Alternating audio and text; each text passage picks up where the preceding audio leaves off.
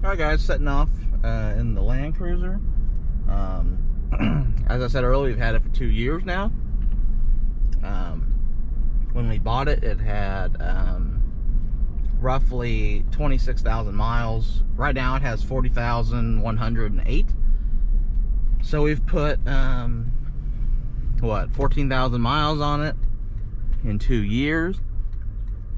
During those 2 years, we have took the cruiser here to Florida, Pensacola, Florida twice.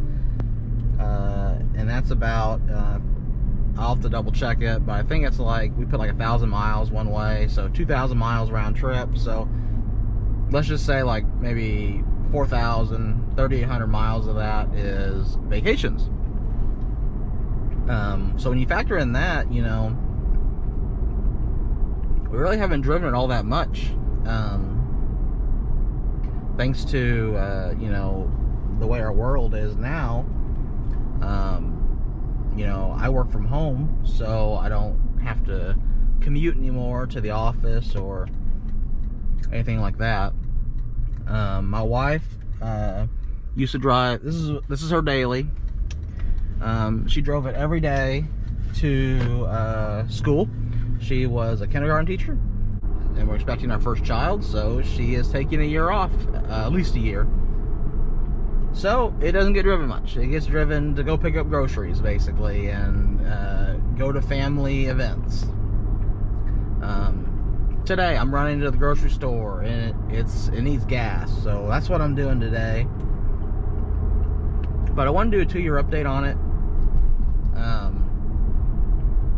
So far, you know, when we first got it, we loved it. Having multiple Tundras before, I was already, you know, kind of acquainted with the 5.7. Granted, this one has the 8-speed, so it's a little different than my Tundra. But if you haven't watched my other videos, we did the OEM Shim kit in the front, so it lifts the front about maybe an inch or so. And I put on 275, 70, R18 Toyo AT3s, which are basically 33s, which gave this thing a great stance. From the factory, it was pretty nose down, so to be able to throw a little bit of lift on there and a bigger tire really helped the look of this vehicle. One thing I will say with this 5.7 8-speed is, like, when you punch it, like, I don't know, it just doesn't feel as fast as my Tundra. This is an all-wheel drive, or full-time 4-wheel drive vehicle. So I don't know if that has something to do with it. This is also heavier than my Tundra, but I feel like the when you're rolling and you punch it, it's not as peppy as the Tundra. My Tundra is the 5.7 6-speed.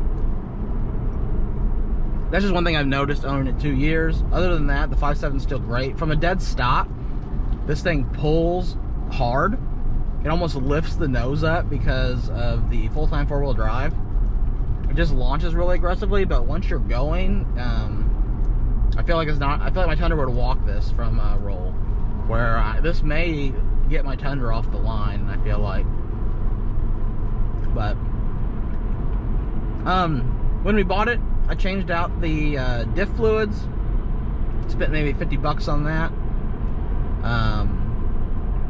I've done a few air filter, you know, engine air filters, cabin air filters here and there over the past 2 years, and a handful of oil changes, and that's all the maintenance we've had to do. There's been no other issues with this vehicle. I've had to put no money into it, basically, except for maintenance and gas. My wife loves it still. I love it.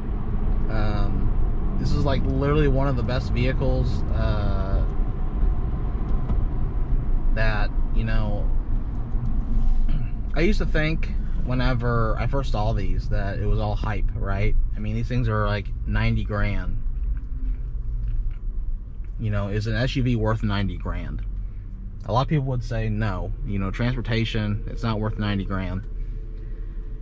Granted, this thing's 6 years old, and it's got 40,000 miles on it, and it is solid. I mean, if I do, there's no squeaks. Everything's still solid. I mean, down here, there's a, if you push this right, where these two trim pieces meet, you can get a little one, but compared to other vehicles I've been in, I mean, there's no squeaks or rattles. Took this thing to Florida, literally drove probably 10 hours straight in this thing. It's comfortable. The seats are amazing. The semi-line leather is great.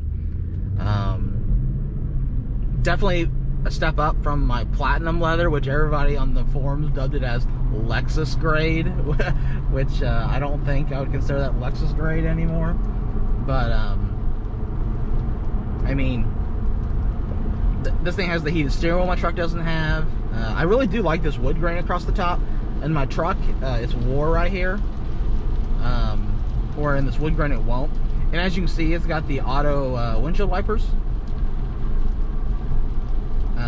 So you can see it as it rains, it'll speed up and it'll vary the speed based on the sensor up here. It's also got the pre-collision, you know, safety sense, all that good stuff that comes standard on Toyotas nowadays, you know. It's got 4-zone climate control. You can control the rears with a button on here. Automatic heated cooled seats, we love that. And it's got 3-person memory, which is great. So the only downside that I've noticed compared to my truck is the seats don't auto retract. It's like when you turn it off in my truck, the seat roll comes back like to an exit mode, I guess, if that makes sense. And it does not in this vehicle.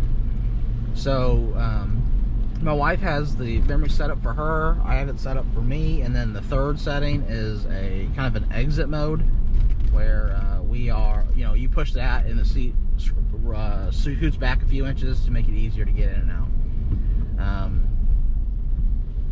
I really wish my Tundra, I mean, my Tundra doesn't really need the third memory setting because you know, it automatically rolls back, but it's nice to have. I don't think you could ever have too many memory settings, I guess.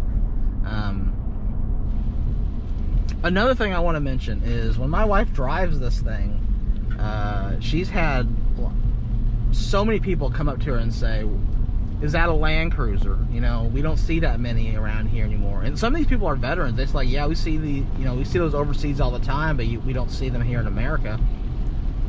And it's just crazy because whenever, you know, before we bought one, you know, I never paid too much attention to Land Cruiser. I knew what they were. I loved them, but I never, you know, was like, wow, it's a Land Cruiser type of thing, you know, like you do on other cars you see on the road. And I just love them. I love all the series. One day I want to buy a 100 or an 80 series, because I want something that I can like take off-road, but you know, the 200 is too nice to take off-road.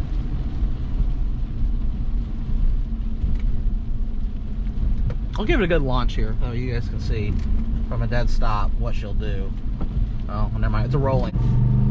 So as you can see, like, I feel like it doesn't pull as hard from a rolling as it does from a dead stop. It takes almost like it takes the 8-speed a while to figure out what it wants to do, I guess. But, and my 6-speed does not do that in the Tundra.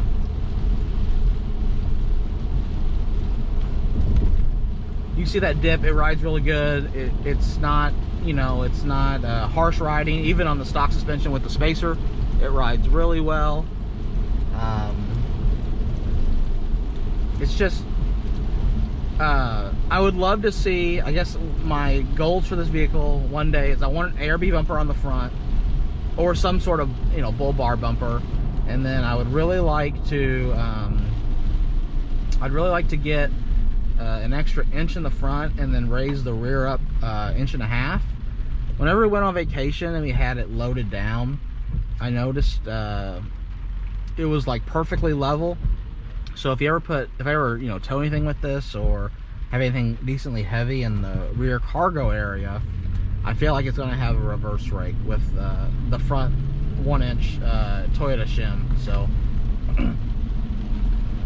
So yeah, for future mods, I'd love to do a bumper, a little bit bigger lift, and then probably some wheels. I really like methods, so just get the wheels. I mean, the wheels are sunk in. If you see my other videos, the wheels are sunk in pretty good on the Land Cruisers. So being able to get the wheels out a little bit, nothing crazy. I don't want to, you know, pepper the whole side with rocks or nothing, but just to get the wheels poked out a little bit, give it a little more stance. I think it'll look great, especially with the a little bit bigger lift and the bumper. After you get the bumper, that'd be awesome. One more thing I want to talk about, I guess, before I close it out here is I did some videos earlier during COVID about how much value this truck had actually, or this Land Cruiser had actually gained. We bought it for about 60 grand. There's a lane departure beep. During COVID, it got up to like, I want to say 80, like the highest it got was like 84 grand or like 85, which is basically what the MSRP probably was. Well, the MSRP was, because I have the window sticker from the original owner. The MSRP on this was like 86, so for it being 5 years old, it only lost really a grand, you know, during COVID pricing. But right now, it's the Kelly Blue Book and all the other book values I looked at value the trade-in on this at about $78,000. So even if we were to sell it right now, we would still make money. We'd make a good chunk of money. But the problem is, you know, for one, when you go to buy something new, it's going to cost you more. And then two is you can't find Land Cruisers anywhere. You can't find the 300 series LX 600 anywhere. If you can, dealers are charging like some stupid markups. For those that don't know, overseas, the Land Cruiser 300 is basically sold out for quite a few years. They have enough pre-orders that if you order one now, you're not going to get it for years. We've talked about like we could almost straight trade this for like a Yukon XL or something longer. But the length of this is like perfect. It's not a boat. And it's not like our 4Runner small. We used to have a 4Runner, a 5th gen. It's like the perfect size. It's got, you know, it's not too wide. It's still, you can still maneuver really easy in the city with it. Easy to park. And it's a Land Cruiser. I mean, a lot of people, you don't see these very often. So being able to have something that's, in my opinion, a little rare, you know, you're not going to be driving down the road and see like 5 of these, I guess, like you would in a Yukon or an Expedition or anything like that. I've always liked that. That's something I appreciate. I always appreciate that with my truck too, is my brown was really hard to, you know, you don't see very many brown Tundras out in the wild either. But you can see the front camera here. This is another thing I love. I wish my Tundra had this. It would make my life so much easier. You can see the sides. It's got different views you can change. Let me hit camera. Yeah. So you can see the sides of it.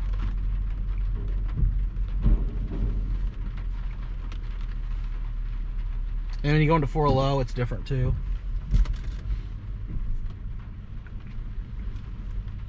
It's got the where your wheels are going, it's got the sides, and it's got the inclinometer and all that stuff.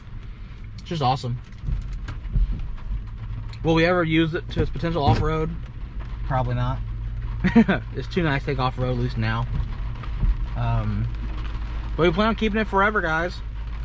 I just want to do a 2-year update. I know a lot of people ask, like, how do you like your Land Cruiser? It's like, well, we love it. Wouldn't trade it for anything else. It's so rare. It's just nice being able to pull up somewhere and you're the only person with that vehicle. So when we bought our Land Cruiser, I saw on the Carfax that this was replaced by the previous owner. I guess it got stuck or something, so works fine now. Most of the time it's in the up position, but Did want to disclose that. So the previous owner had this replaced. Under our ownership, we've had 0 issues with it. No items have been replaced at all. It's been good so far. Other than me doing some fluids and, you know, routine maintenance, it's required no special care. Alright guys, it's pouring, so I'm gonna end the video here. I just want to reiterate that we love our Land Cruiser. Best purchase we ever made. I love this thing. I will say though, just for the fuel economy is worse than my truck on 34.5-inch tires. So, for what it's worth, it's about half a mile per gallon less. But it's also full-time 4-wheel drive, so you got to factor that in. But hope you all enjoyed the video. If you do, let me know in the comments. Give me a thumbs up if you like the video. And I'll see you guys in the next one. Thanks.